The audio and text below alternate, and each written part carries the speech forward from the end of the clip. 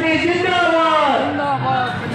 बहन सुनैना चौटाला आगे बढ़ो, तुम्हारे साथ हैं। जोर लगा बोलो शाबाश। महिला शक्ति जिंदाबाद, बहन सुनैना चौटाला जिंदाबाद। अरे का कैसे बोलो यार दोस्तों।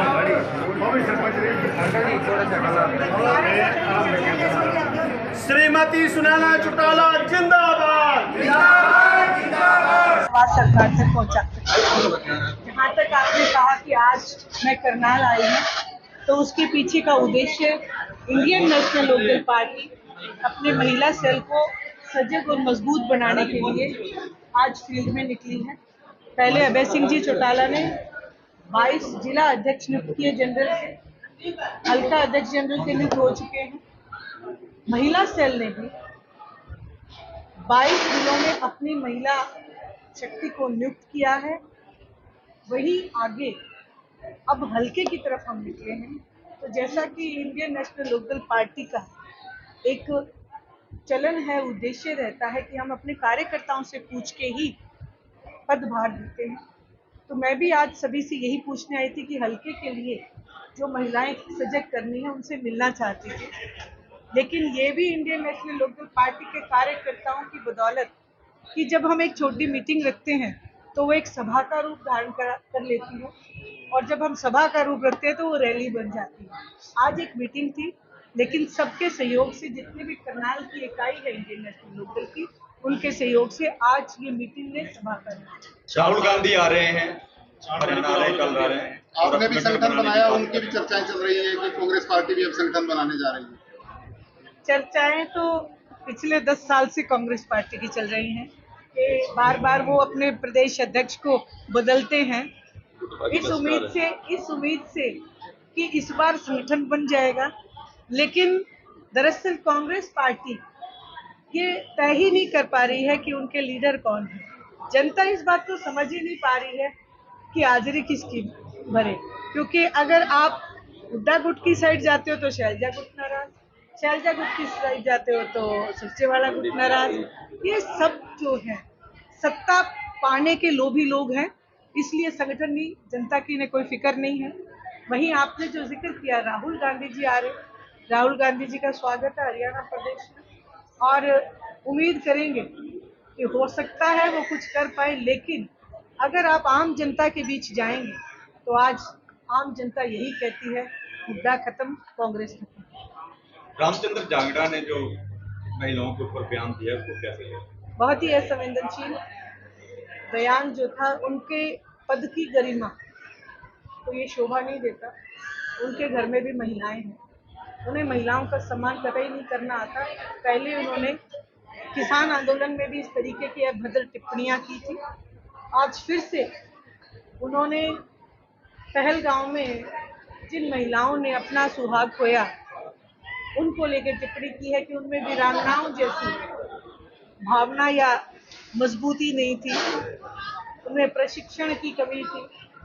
ऐसे बयान की इंडियन नेशनल लोकदल पार्टी की महिला इकाई घोर निंदा करती है, और हमने एक बात का और ऐलान किया है कि या तो वो उन वीरांगनाओं से पांव पकड़ के सार्वजनिक रूप से माफी मांगे, नहीं तो वो अपने पद से इस्तीफा दे, वरना इंडियन नेशनल लोकदल की महिला इकाई उनके घर पे जाके जनता पार्टी जो है वो प्रकाश चौटाला जी की फोटो का प्रयोग कर रहे हैं। पिछले दिनों भी इस बात को लेकर विवाद हुआ था।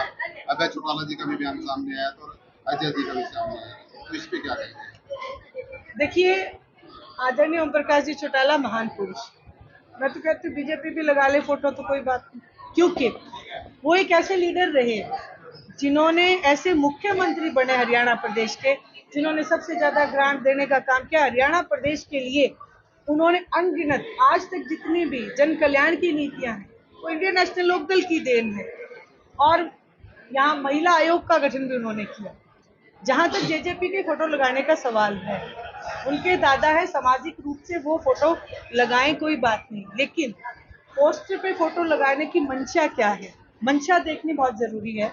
आज हरियाणा प्रदेश की जनता इस मंशा को समझ चुकी है, क्योंकि पहले उनकी फोटो पे मनोहर लाल जी खट्टर की फोटो हुआ करती थी, फिर उन्होंने कहा कि मेरे दादा गौतम है, और आज वो आदरणीय ओम प्रकाश जी चौटाला की फोटो लगाने की बात कर रहे हैं, तो मंशा क्या केवल वोट बटोरने की है या उनके जो दिखाए रास्ते पे चलने की भी है? छोड़ा उन्होंने इंडियन नेशनल लोकदल को है, छोड़ा उन्होंने अपने दादा को, दादा ने कभी नहीं छोड़ा। ऑपरेशन सिंदूर के बाद जिस तरह से आपका भी बयान सामने आया और भारतीय जनता पार्टी कह रही है कि हमने तो ऐसा नहीं कहा कि हम घर घर सिंदूर पहुंचाएंगे। देखिए, वो अपने हमेशा मुकर जाते हैं कही हुई बात से।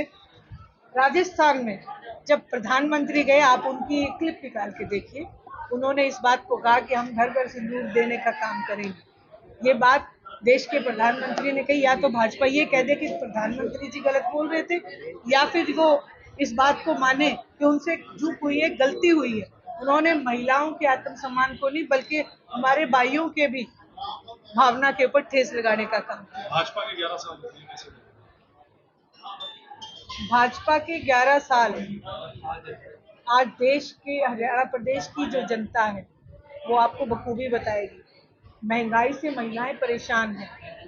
आज हमारे नौजवान युवा बच्चे जो पीएचडी किए हुए हमारे बच्चे, वो ट्रे पकड़ने के लिए मजबूर हैं, देश को छोड़ने के लिए मजबूर हैं। बहुत बड़ी बात है किसी देश के लिए कि उसका युवा पलायन कर रहा है, और वही 11 साल में 11 बार तो पेपर लीक हो चुके हैं। गलती एक बार हो जाती है। भ्रष्टाचार चरम सीमा पे है। आपके आईडी के नाम पे, फैमिली आईडी के नाम पे बहुत बड़े घोटाले हो रहे हैं, प्रॉपर्टी आईडी के नाम पे। फतेहाबाद के ही केस देखिए आप, 5-5, 10-10, 15-15, 20-20 हजार रुपए तक मांगे जा रहे हैं कि आपकी प्रॉपर्टी आईडी को हम ठीक करके देंगे। वहीं आज मुआवजे के लिए जो किसान बेहाल है, निरंतर गुहार लगाता रहता है कि हमें जो फसल खराब हुई उसको मुआवजा हमें मिलना चाहिए, उनके मुआवजे को भी बैठे अधिकारी खा रहे हैं। तो आप, मैं तो नहीं, आप ही बताओ आप कैसे देखते हो 11 साल भारतीय जनता पार्टी के किस तरीके से गुजरे? गैंगवार के मामले लगातार सामने आए, चाहे रोको हो सोनीपत हो। कानून व्यवस्था का जनाजा निकला हुआ है। आज जहां हमारे भाई सुरक्षित नहीं है, महिलाओं की सुरक्षा का तो बहुत बड़ा एक सवाल खड़ा हो जाता है। गैंगवार में आए दिन आप देखेंगे गोलियों से भून दिए जाते हैं, गला तक रेत दिया जाता है, गाड़ियों से निकाल के लोगों को मारा जा रहा है, जान ली जा रही है, चेन स्नैचिंग, हर जगह चोरी डकैती के मामले बढ़ रहे हैं। इसलिए कानून व्यवस्था का पूर्ण रूप से जनाजा